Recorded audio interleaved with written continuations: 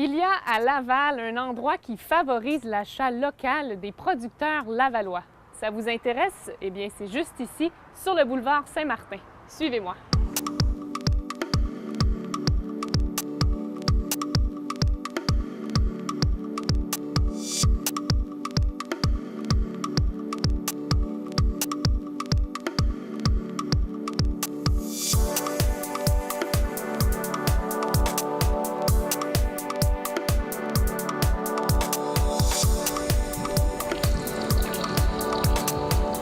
Présentement en compagnie de Louis Roberge, le coordonnateur et gérant de l'Espace Gastronome à Laval. Bonjour. Bonjour, Sarah. Comment ça va? Ça va très bien, ça va Oui? très bien, oui. Je suis sûre que ça va encore mieux aujourd'hui parce qu'on va parler de toute la belle variété de produits que vous avez ici à l'Espace Gastronome. Quel est le concept de l'Espace Gastronome? Le concept de l'Espace Gastronome, c'est une coopérative, premièrement. Donc, c'est un organisme à but non lucratif.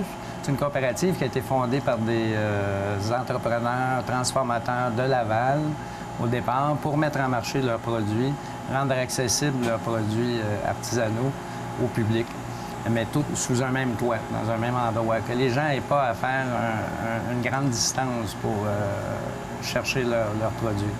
Et puis, ça fait combien de temps que vous êtes établi ici à Laval, dans la boutique? La boutique comme telle, ça fait un petit bout de temps avant que l'épicerie ouvre comme telle. On avait déjà le local pendant un petit bout de temps, je dirais au printemps 2013. 2013. Oui. Ah, ça passe Mais vite, on a ouvert, l'épicerie a ouvert à la mi-novembre. Mi-novembre de cette année, de l'année dernière? Oui. Okay. Donc, ça fait pas vraiment très, très longtemps. Puis, on n'a pas encore beaucoup de notoriété. On n'est pas très, très connus. Donc, pour nous, c'est une belle occasion de parler de la coopérative. Ben oui, puis quand même, je vois, c'est un petit bijou. Moi, quand j'étais jamais venue ici, puis je m'attendais à ce que ce soit une grosse épicerie. Là, quand on me dit l'Espace Gastronome, c'est quand même un nom assez gagnant. Là. Ben oui, l'espace. Mais en entrant ici, j'ai vraiment vu le cachet. Ça sent le bois. On peut pas le sentir à la télévision, là, mais ça sent le bois, ça sent tous les produits. On a des produits, quand même une belle variété, là, faite par des artisans, faite par des endroits de Laval. Mais vous m'expliquiez tout à l'heure que vous avez étendu le rayon, pas juste à Laval, c'est 160 km. Oui, 160 km. On s'est basé sur ce qui est reconnu comme les bases d'une alimentation locale.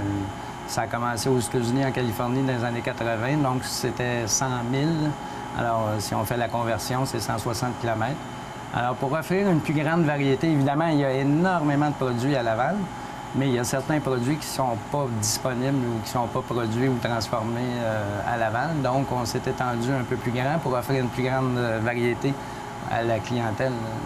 Faut que les gens aient de quoi se mettre sous la dent. Oui, surtout qu'à Laval, je crois qu'on est très gourmand.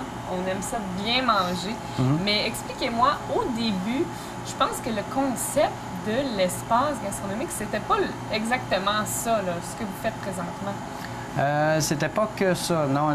Au tout début de la coopérative, dans le plan d'action, c'était de faire un marché virtuel et d'avoir des points de chute.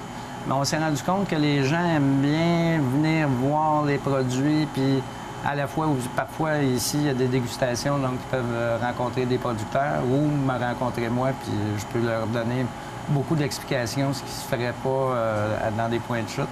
Alors, on a modifié un peu la trajectoire, puis on a décidé de faire une épicerie. Et vous me parliez tout à l'heure de l'idée de mettre sur Internet, faire une espèce de marché Internet là, pour que les gens puissent se procurer, faire des commandes en ligne directement? Oui, exactement. Alors, on est en train de monter le site web de l'espacegastronome.com.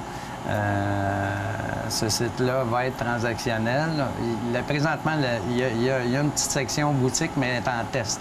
Alors, c'est pas fonctionnel présentement, mais on va mettre tout près de 400 produits en ligne que les gens vont pouvoir monter se monter une commande là, dans un panier et tout, comme ça se fait dans plusieurs sites web maintenant. Ah, mais ça va être intéressant. Surtout, je pense que ça grandit. De plus en plus, les épiceries offrent la possibilité d'acheter les produits en ligne. Parlons des produits maintenant. Vous avez vraiment une grande variété. Là, ici, on est à côté du rack de sirop d'érable qui viennent de ça, c'est la ferme au vieux chêne. On a des produits naturels, des crèmes, des savons. Des crèmes, des savons qui sont faits ici à Laval, d'ailleurs, la prétentieuse. Ça, c'est Jennifer Vary qui fait ça. La ferme au vieux chêne, qui est la cabane à sucre à Laval. Il y a bien des gens qui sont surpris de savoir qu'il y a une cabane à sucre. À Laval. Exactement. Sympathique, d'ailleurs. Une 60 personnes, c'est tout petit. À part ça, on a les produits de la ferme Jeune au Travail, des produits transformés, des mets préparés. Dans nos frigos, on a aussi beaucoup de mets préparés. Donc, en portions individuelles, en portions familiales. Vous avez des gâteaux, des tartes, des tourtières. Oui, des gâteaux, des tartes, des tourtières, des soupes, des charcuteries. On a des charcuteries qui sont faites ici à Laval par un charcutier de 3e génération, Patrick Roffy. Son grand-père était un charcutier à Lyon. Alors, il se spécialise dans la rosette de Lyon, qui est excellente d'ailleurs. On a des fromages aussi. Les fromages de la fromagerie du Vieux-Saint-François, qui sont membres de la coopérative aussi. On a les fromages des fromagers de la Table Ronde à Sainte-Sophie, qui eux sont bio, certification biologique. Ah, mon Dieu, mon Dieu. On a Vous avez de la bière aussi. La bière de microbrasserie. Une particulièrement qui a été faite à Laval. Oui.